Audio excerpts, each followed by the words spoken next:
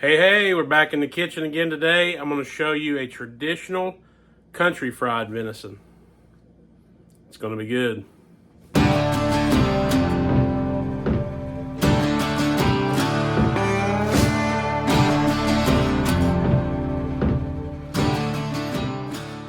also going to make a gravy, but the gravy that I'm going to put on it is going to be something that I've just kind of started seeing. I've never tried it before, so hopefully it's good. It should be good with all the flavors and stuff. We're going to make a venison sausage gravy. I got some venison sausage made when I had my last deer shot, and this should be good. We are going to butterfly some backstrap. If you don't know how to butterfly, I'll show you right now. Real quick, real easy. What you want to do is you want to take the thickness of the steak you want. Let's just say I want it about this thick. Okay, that's going to be a pretty good steak. You just cut it. Don't cut it all the way through. Cut it kind of far down, maybe 3/4 of the way, and then stop. And then take that same thickness, come over here, cut it all the way through. What that does is you just fold it over. I need to go a little bit farther.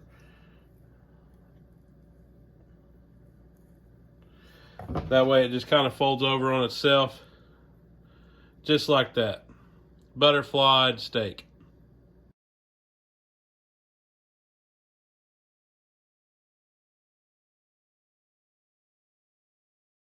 We're going to season this flour up here. I'm going to use Meat Church seasoned salt. I love this stuff in this flour mixture. I love it on fried chicken, so that's what we're going to go with. You want to be good and generous with it?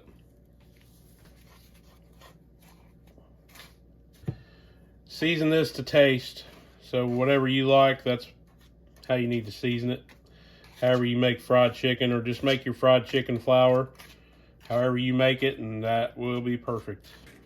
And it's going to be messy. It's okay. It ain't going to hurt nothing. Put that in your flour mixture. Roll it around a little bit. Get it nice and coated. Shake it off. Go to our buttermilk dredge here. Get that nice and coated. Shake it a little bit, and then back to our flour mixture.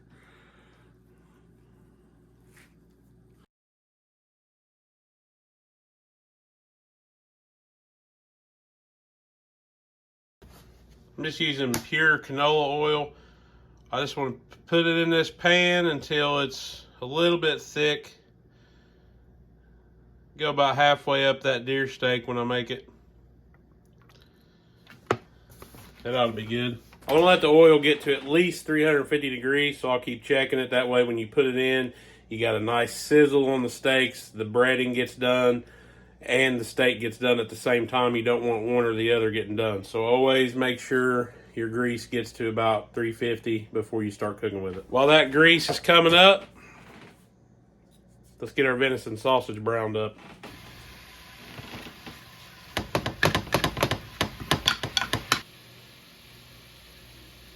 Close. Keep stirring that sausage. You just want to brown it up. There it is. Just lay these steaks right in here. You see them with that sizzle when you first put them in. That's what you want right there. Oh yeah.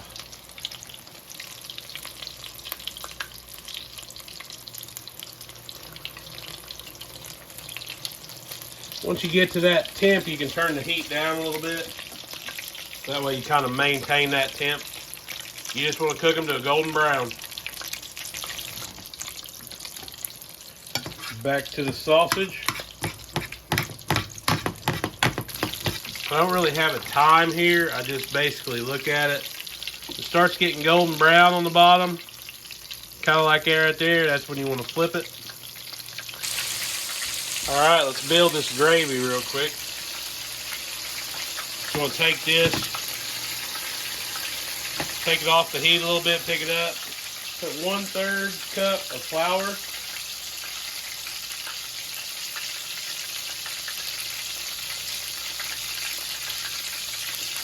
1/3 cup of flour, just like that. Just want to mix it around in it. Continue chopping it down just to make the sausage a little more fine. A little bit of butter in there. You want 2 cups of milk.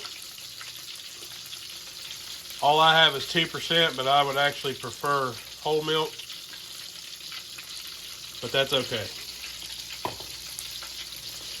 You just want to mix that up real good. Give these one more quick flip for about a minute. While that's cooking, switch over. Don't forget about the gravy.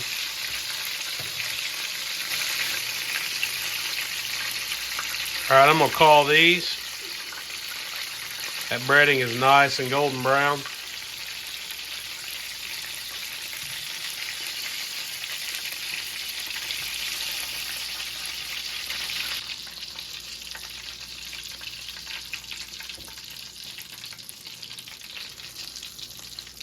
If you've never made gravy before, trust the process. When that milk starts getting heated up and you keep stirring it a little bit, it will thicken up big time. And that's what makes your gravy.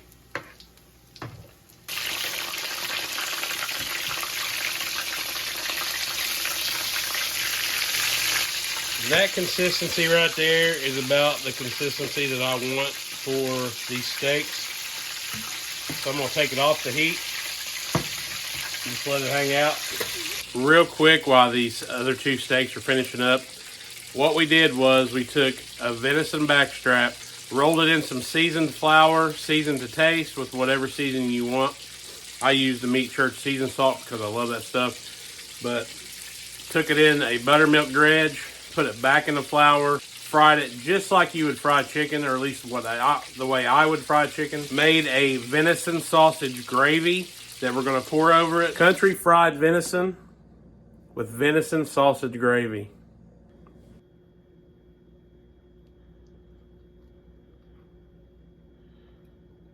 Man, look at that. Jeez. That breading is crispy.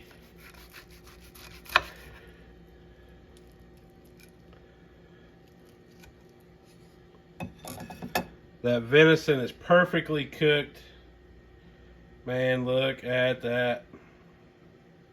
Y'all know this is my favorite part.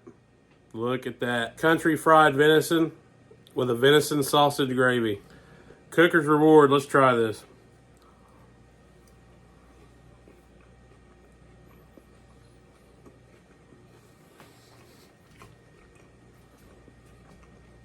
That right there is why I'll never be skinny. Oh my goodness. You get the country fried breading that I mixed up with the flour. You get the venison flavor that's in there. The sausage gravy combo with all that. You get a little bit of spice from that sausage. Man, that's like an explosion in your mouth. That is freaking stupid. This deserves another bite.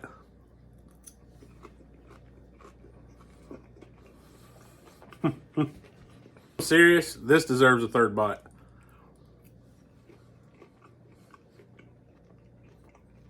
My God, that's awesome. If you want to be the star at the next deer camp, throw that in a pan. That's all I got for you.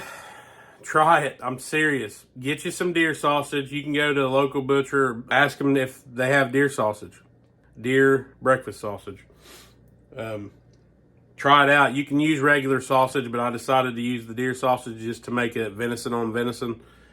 But I'm telling you right now, I'm glad I did. That stuff is freaking amazing. So try this out. Try this recipe out. I'm telling you, if you like country food, you will not be disappointed. Don't forget, hit that like and subscribe. We'll keep pumping these out. Thanks, y'all.